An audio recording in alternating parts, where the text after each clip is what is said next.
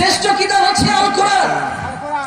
এটা এমন একটি মেসেজ, একটি মানুষ জন্ম থেকে মৃত্যু পর্যন্ত যা প্রয়োজন সবকিছু এই কোরআনের মধ্যে আছে, বলি আলহামদুলিল্লাহ। এমন জীবন যদি আমরা পেতে চাই, যে ব্যক্তি সৃষ্টিকর্তা অর্থাৎ মহান রব্বুল আলামিনের কাছে প্রিয় হতে চায়, আবার এই পৃথিবীর সকল মানব দানব সৃষ্টিকুল যত আছে সকলের কাছে প্রিয় হতে চায়, রব্বুল আলামিন বললেন, বান্দা যদি তুমি এটা হতে চাও তাহলে তোমাকে ঈমান এনে মুমিনের কাতারে দাঁড়াতে হবে। কার কাতারে দাঁড়াতে হবে? ঈমান এনে মুমিনের কাতারে দাঁড়াতে হবে। যদি জীবনে সফলতা চাই, জীবনে মর্যাদার সর্বোচ্চ শিখরে পৌঁছতে চাই, লাগবে কি? ঈমান। ইয়া আইয়ুহাল্লাযীনা আমানুত্তাকুল্লাহা হাক্কা তুকাতিহি ওয়া লা তামুতুন্না ইল্লা ওয়া আনতুম মুসলিমুন। রব্বুল আলামিন মানুষদেরকে ডেকে বললেন, যদি তোমরা ঈমানের এই মুমিনদের কাতারে দাঁড়াতে চাও, জীবনের সফলতা এবং মর্যাদার সর্বোচ্চ শিখরে দাঁড়াতে চাও, এক নম্বর হলো তোমাকে ঈমানের মুমিনদের কাতারে দাঁড়াতে হবে। সূরা বাকারার মধ্যে রব্বুল আলামিন মুমিনদের পরিচয় সুন্দরভাবে তুলে ধরলেন, আল্লাযীনা ইউমিনুনা বিল গায়বি ওয়া ইউকিমুনাস সালাতা ওয়া মিম্মা রাযাকনাহুম ইউনফিকুন। আল্লাহু আকবার, আল্লাহু আকবার। আল্লাযীনা ইউমিনুনা বিল গায়ব, ও বান্দা জীবনের সফলতা এবং মর্যাদা চাও, গায়বের প্রতি ঈমান আনো। কার প্রতি? গায়বের প্রতি ঈমান আনতে হবে। গায়ব কি? রব্বুল আলামিন বলেন, গায়ব মানে হচ্ছে কুল হুয়াল্লাহু আহাদুল লাহুস সামাদ লাম ইয়ালিদ ওয়া লাম ইউলাদ ওয়া লাম ইয়াকুল লাহু কুফুয়ান আহাদ। গায়ব মানে হচ্ছে আল্লাহ এক, এই কথার উপরে বিশ্বাস স্থাপন করা। গায়ব মানে হচ্ছে আল্লাহ ছাড়া কোনো মাবুদ নাই। লা ইলাহা, পড়ুন সবাই, লা ইলাহা ইল্লাল্লাহু মুহাম্মাদুর রাসূলুল্লাহ সাল্লাল্লাহু তাআলা আলাইহি ওয়াসাল্লাম। গায়ব মানে হচ্ছে আল্লাহ ছাড়া দ্বিতীয় কোনো মাবুদ নাই। ওই আল্লাহ এক, আল্লাহুস সামাদ, আল্লাহ সকলের থেকে মুখাপেক্ষী, লাম ইয়ালিদ ওয়া লাম ইউলাদ ওয়া লাম ইয়াকুল লাহু কুফুয়ান আহাদ। আল্লাহ কাউকে জন্ম দেন নাই, তিনি কাউ থেকে জন্মগ্রহণ করেন নাই। এটাই হলো আল্লাহ তাআলার একত্ববাদের স্বীকৃতি দেওয়াই হচ্ছে গায়বের প্রতি ঈমান। যদি কেউ মুমিন হতে চায়, এক নম্বর কথা হলো তাকে গায়বের উপরে বিশ্বাস স্থাপন করতে হবে। কার উপরে বিশ্বাস স্থাপন করতে হবে? গায়বের উপরে, আল্লাহর একত্ববাদের উপরে। একবার একটি ছোট্ট ঘটনা বলি, চমৎকার একটি ঘটনা। ইয়ামেন থেকে দুইজন ইহুদি এসেছে, তাওরাতের পণ্ডিত,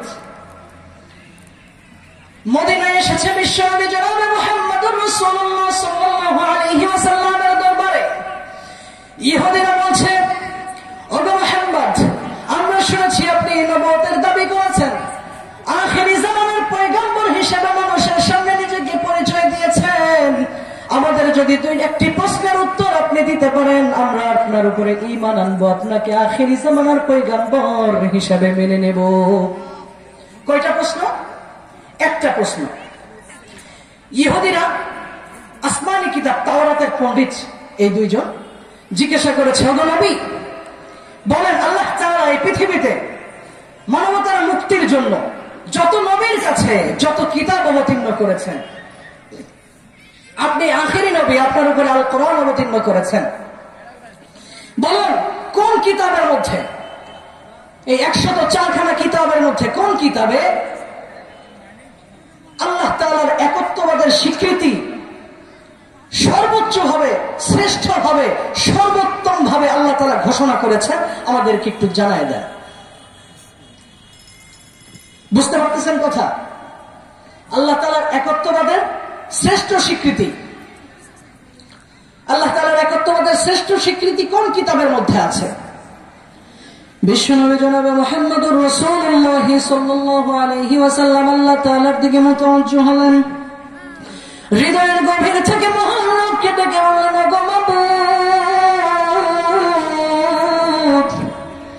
জীবনে কোনো কথা তোমার ওহী ব্যতীত বলি নাই, তোমার দিক নির্দেশনা ব্যতীত জবান থেকে কোনো কথা বের করি নাই দিনের ব্যাপারে।